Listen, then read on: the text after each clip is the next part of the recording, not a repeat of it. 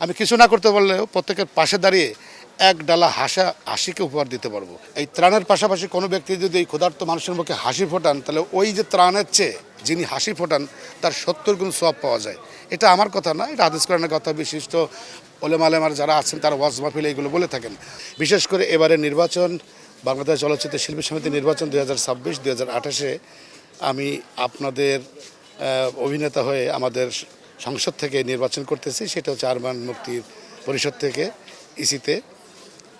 আমি জীবনে প্রথমে এবার নির্বাচন করতে যাচ্ছি আপনাদের দেওয়া ভালোবাসা এবং আমার শিল্পী সমিতির সকল শ্রদ্ধা সদস্যবৃন্দগণের ভালোবাসার সাথে নিয়েই পথ চলার চেষ্টা করে যাচ্ছি।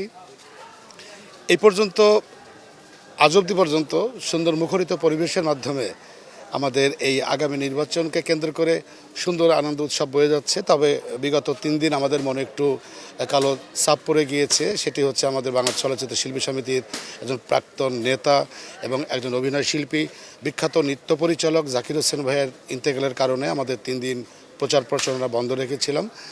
আগামীকাল থেকেই আবার ইনশাল্লাহ, অর্থাৎ আজকেও ছিল জুম্মা এবং মহরমের দিন, সেক্ষেত্রেও আজকেও আমাদের প্রচার প্রচারণার কাজ বন্ধ।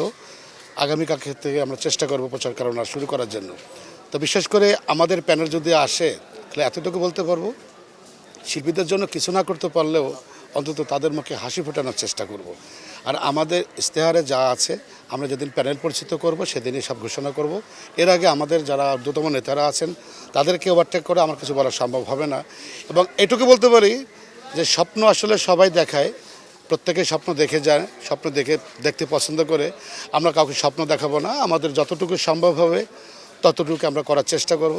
আর ব্যক্তিগতভাবে আমি শাহিন যদি আপনাদের ভালোবাসায় টানে আল্লাহ পাক যদি আমাকে আনে কোনোভাবে, আমি আমার ব্যক্তিগত থেকে একটি কাজ করতে পারবো, যাকে মনে করব যে স্টেজের জন্য সে পারফেক্ট। এবং আমি আরেকটু চেষ্টা করব বাংলাদেশের বিভিন্ন প্রত্যন্ত জেলা ডিস্ট্রিক্টে মাসে একটি করে কনসার্ট করা, যেটার প্রফিট এবং যেটার লাভজনক টাকা দিয়ে আমাদের শিল্পী ফান্ডে আমরা এই অর্থটা জমা রাখব। পরবর্তী আমাদের কোনো শিল্পী সদস্যগণ যদি কোনো রকম অসুস্থ হন বা তাদের যদি কোনো আর্থিক সংকটে পড়েন, সেক্ষেত্রে আমাদের এই ফান্ড থেকে আমরা তাদেরকে সহযোগিতা করব। এবং ব্যক্তিগতভাবে আমি কিছু না করতে পারলেও অন্তত প্রতিদিনের খোরাক এক ডালি হাসি নিয়ে তাদের সামনে উপস্থাপন হতে পারবো। এটা হচ্ছে আমার জোর চেষ্টা এবং আমার জোর কথা। আমি হয়তো ব্যাংক ব্যালেন্স দিতে পারবো না, কারণ অর্থ করে দিতে পারবো না, কিন্তু আমার যেটা আল্লাহ পাক তৌফিক দিয়েছেন, মানুষকে বিনোদন দেওয়া, হাসানো, আমি কিছু না করতে পারলেও প্রত্যেকের পাশে দাঁড়িয়ে এক ডালা হাসিকে উপহার দিতে পারবো এবং মজাকে উপহার দিতে পারবো। নির্বাচিত না হলে কি শিল্পীদের উন্নয়নে কাজ করে যাবে?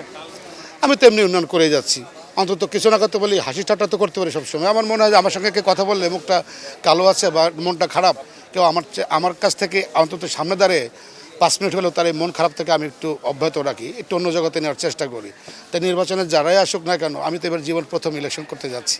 তা আমি তো বিগত ইলেকশন করি নাই, আমি পক্ষে হয়তো ভোটারের জন্য আবেদন করেছি, ভোটারের জন্য চেষ্টা করেছি যে আমাদের এই পক্ষে আপনারা ভোট দিয়ে যান, এদেরকে আপনারা ভোট দিয়ে যান। পক্ষান্তরে এবার তো আমি একটু নির্বাচিত হওয়ার জন্য পদে দাঁড়িয়েছি। তা আমি না হলেও ঠিক যেমন শাইন আসছি সবার মাধ্যমে, হলেও ঠিক তেমন শাইন থাকবো, তখন আরও বেশি করে করবো। এই কারণে এখন আমার তো এটা কর্তব্য বেড়ে যাবে। তখন আমি যারা হাসে তাদের ঠেসে ধরে হাসাবো, যারা বেশি হাসে তাদেরকে আরও হাসাবো, যারা একদম হাসে না তাদের হাসানোর চেষ্টা করব। যাদের দুঃখ ভরা মন আছে, কিছু না করতে বললেও অন্তত একটু হাসি দেওয়ার চেষ্টা করব।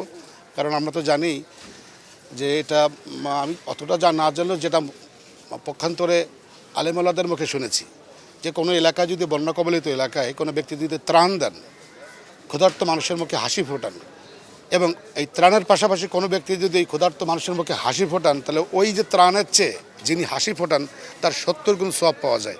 এটা আমার কথা না, এটা হাদিস কোরআনের কথা। বিশিষ্ট ওলেমা যারা আছেন তারা ওয়াজ মাহফিলে এগুলো বলে থাকেন। তো আমি হয়তো তাদেরকে ব্যাংক ব্যালেন্স বা অত কিছু দিতে পারবো না, তবে একটা জিনিস দিতে পারবো, এখনও বলি, আমি হাসাতে পারবো, আনন্দ দিতে পারবো।